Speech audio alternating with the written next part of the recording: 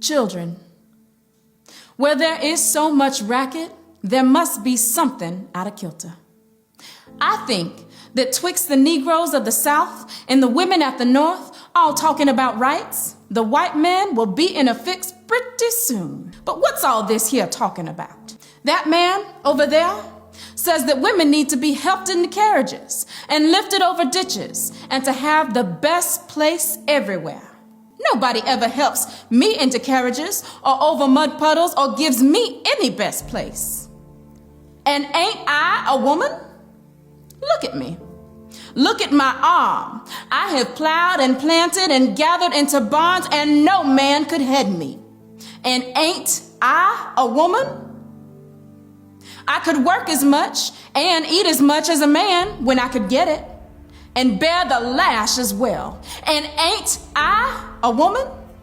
I have borne 13 children and seen most all sold off to slavery.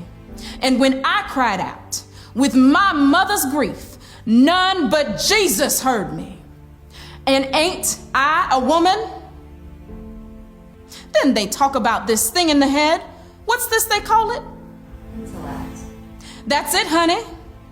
What's that got to do with women's rights or Negro rights? If my cup won't hold but a pint and yours holds a quart, wouldn't you be mean not to let me have my little half measure full? When that little man in black there, he says women can't have as much rights as men because Christ wasn't a woman. Where did your Christ come from? Where did your Christ come from? From God and a woman. Man had nothing to do with him. If the first woman God ever made was strong enough to turn the world upside down all alone, these women together ought to be able to turn it back and get it right side up again. And now they is asking to do it. The men better let them. Obliged to you for hearing me.